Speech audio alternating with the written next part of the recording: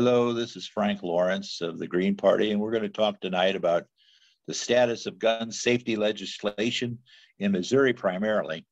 And it is the 10 years after Sandy Hook anniversary, if you could say such a thing. It's a horrible thing to say. Next slide, sir. So just a little bit about the agenda. We're going to have an introduction, and then I'm going to go talking about some generalities about gun safety legislation and a little bit about some of my experiences spending the last 10 or 15 years talking to people who are opposed to most of the things that I believe in, and how that went is kind of leading up to the present state of affairs politically in our country. So there's a little agenda page here on page 2, and then we'll switch to page 3. In my introduction is that I am a Minnesota farm boy, and I grew up on a large farm. Minnesota, we had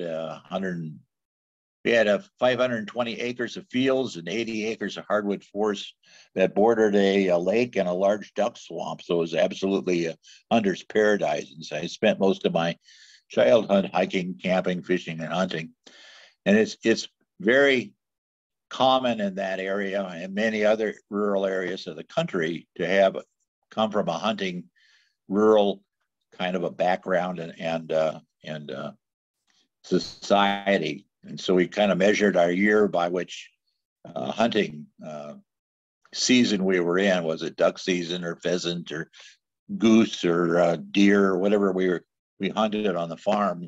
We kind of spent the year going through the cycle of the calendar each year.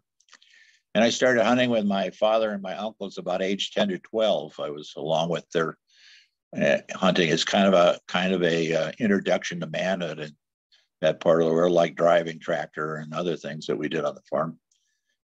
And so I grew up in the rural gun culture, and I have a gun collection, and I love trap and target shooting. I've been a shooter most of my life. So the next slide, number 4 there. Thought I'd give you a brief introduction of what my gun collection looks like. It's locked up in a metal cabinet because I have small children that visit my house, grandchildren. So I'm a liberal, progressive, socialist, leftist, and that wants common sense gun safety laws that are uniform throughout the country.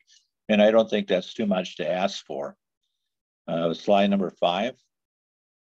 So everybody that is posed with the issues surrounding whether I should have a gun or not, or whether I believe in this or that about gun safety legislation. You'll notice I use gun safety legislation and not gun control or some other thing that triggers opposition.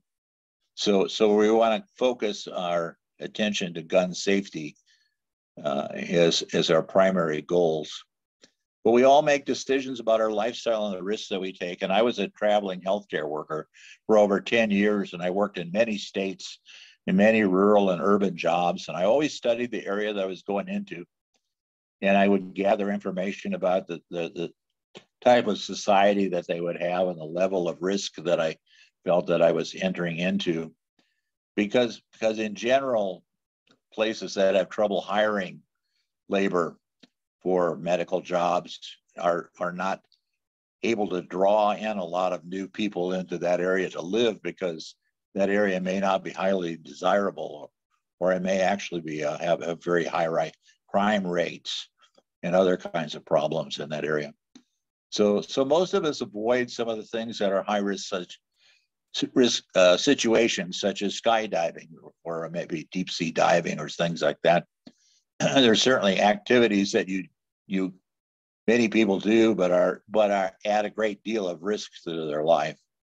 And gun ownership may or may not improve your safety. And so it's a personal decision about whether it's appropriate to have a gun and when to carry the gun, how you carry it. And so there are places where it would be dumb not to carry a gun in our country.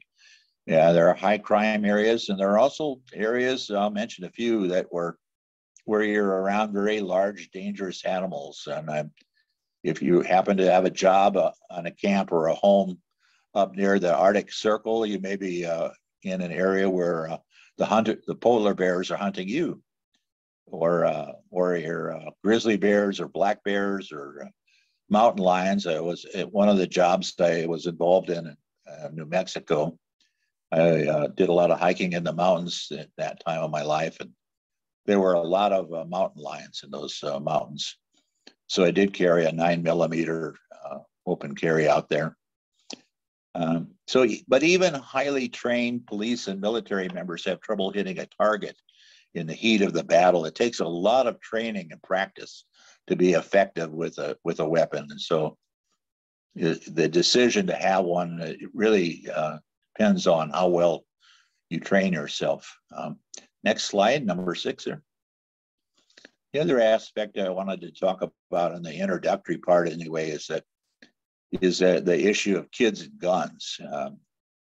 You would think if we could find areas of agreement, this would certainly be one of them. But kids live in a cartoon world, and it takes a certain degree of maturity to be able to handle a gun properly and to know the consequences of how mistreating that would result.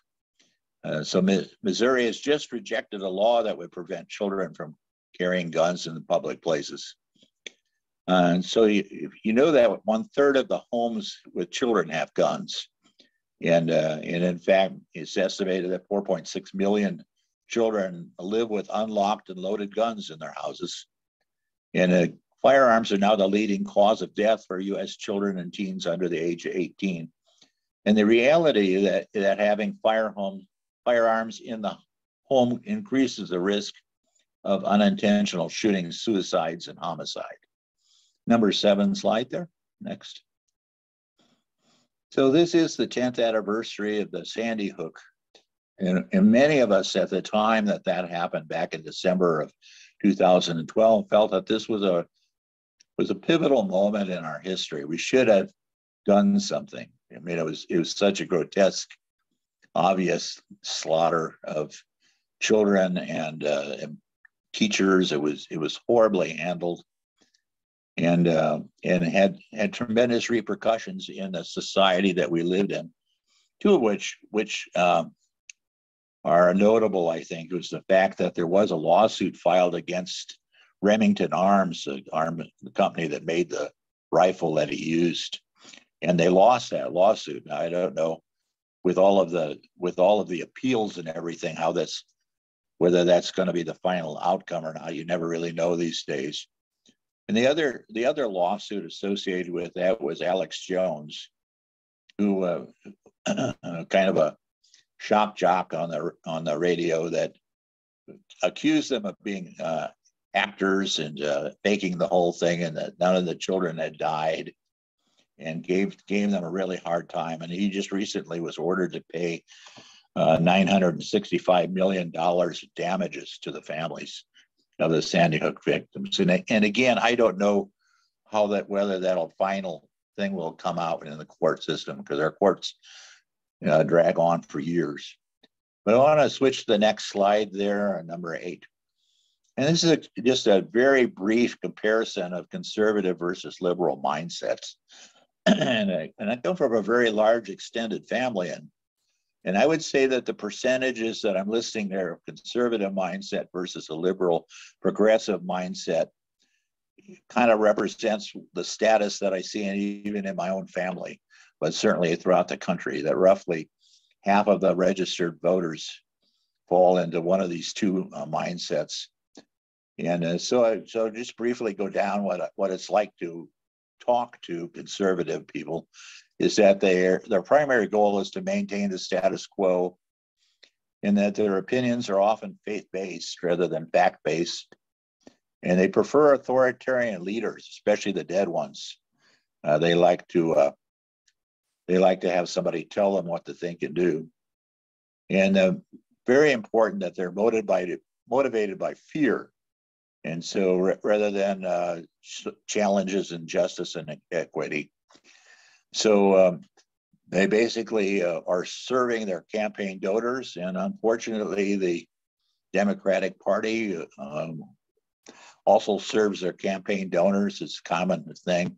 But you'll notice that these two groups represent only 50% of the of the registered voters, there's a 50% out there that are kind of a mixture depending on the topic that that you're talking about and the situations that you're talking about.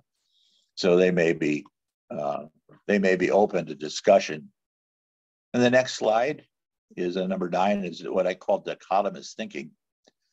And I use this term from my biology days, where I used a form that would key out animals and plants to their genus and species by simply asking a series of questions that only had either kind of a true or false answer to them. Is the leaf smooth, or has it got serrations on it, or something like that?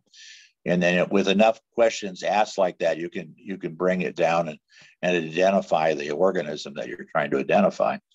So in our two-party system, we tend to frame every issue in terms of this dichotomous thinking. Is it right or wrong, good or evil, blue or red, Republican versus Democrat?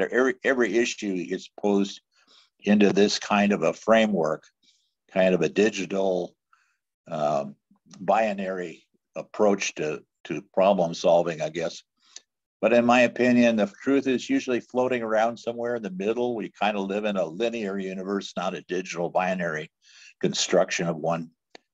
And the two parties are thought to result from several factors. Winner takes all elections that we have, and the first past the post election systems that our country has been based on. So our slide number 10 is that what has resulted is that we've got roughly half the states that are now calling themselves constitutional carry states, where basically there's very few gun safety regulations left on their books. They've been systematically weeding them out for the last 20 to 30 years as a political strategy. And so we're actually showing very definite about half the states are now constitutional carry, and the other half are still believe in gun safety legislation and attempting to do something to curb some of the unnecessary deaths that result from gun safety problems. And the next slide, number 11 there, is that it's noticed by most Americans probably that our active shooter incidence in the United States is climbing steadily and seriously. And in fact, oddly enough, our pandemic year was a record boosting year for sales of arms throughout the country. And it also seemed to boost the number of deaths, suicides, and accidents associated with guns. So we're having to deal with that, and it's a problem that's not going to go away. And there's still a lot of discussion going on. It's a very hot topic to talk about with anyone. Number 12 slide there is unusual aspect of guns is that we're not regulating them the way we regulate virtually every other object in our society. And so if somebody invents lawn darts or jarts, you may have remembered them from your youth. I sure do. They were banned, but were not. Guns were never regulated. We can't regulate guns, and so it's a continual struggle to even get any gun legislation passed and get through all of the legislative hurdles and the judicial hurdles that are being thrown up on this topic. But something like anything else besides guns, if it was causing death and mayhem, we would outlaw it and we would change our regulations. And our next slide, number 13, there is that staying focused. I mean, it's easy to say, well, take some abstract point of view related to gun safety. But when you're confronted with the reality that we're actually seeing a lot of families torn apart and a lot of kids being shot and killed, that our country does need to do something. And so it's up to us to continue to try and deal with the problems in a logical manner, to have common sense laws. So I'm gonna just make some summary comments on page number 14 there. And that some people should never be able to buy, sell, or use guns. I mean, they're just not capable of it. And your right to bear arms does not trump my right to life, liberty, and the pursuit of happiness. The more guns that we have will increase our accident, suicides, and homicide rates. And we're going to see that because our country's now split and half the states have gone in the other direction and have little or no laws related to gun safety. So we're expecting at least a 12 to 15% increase in adverse effects from that. The gun safety legislations are necessary to reduce the problems with guns. And we would use it as an example of drunks driving laws. If you do some research into that, you'll see that we were able to pass some very stringent gun safety laws. Drunk driving laws. And that has been done across the country in a fairly uniform manner. And we've been able to reduce the number of people that are driving around inebriated and the number of accidents that are occurring because of people driving that way. So it has been affected. It has not eliminated the problem, and we'll talk about that some more, but it has had a definite positive impact on the country's safety. So then the last page, number 15 there, if I was asked to say some of what I believe, my vision of ideal gun safety legislation would be patterned after the same regulations that govern cars, trucks, motorcycles, planes, bass boats, you name it, anything that's big and has a fair amount of risk. And all of the guns would be registered. All of the gun owners and operators would be trained in gun safety. All gun operators have to pass the requirements of licensure. A centralized database is used to perform background checks on all guns that are sold or transferred. And you can have as many guns as you want. It's just that you have to follow the rules. So I would focus on that, and you'll notice that there's no statement whatsoever about my saying that it'd be a great idea if we went out and confiscated large numbers of guns. There's absolutely no political support for that in our country. And so I don't think the Green Party or any other party will probably go for that idea. We've super saturated our country with guns, and it would be an almost impossible task at this point to go back and collect them all. I think in time, the next generation or two that inherit those guns will not be interested in them and will want to get rid of them, because that's a trend in our society, is that the number of hunters and gun enthusiasts is a declining number of people in our country, so that the problem will eventually supporting guns will kind of go away over time. So anyway, this is the page 16 there, the end of the part 1. And at this point, we could open it up for discussion or questions. And thank you very much.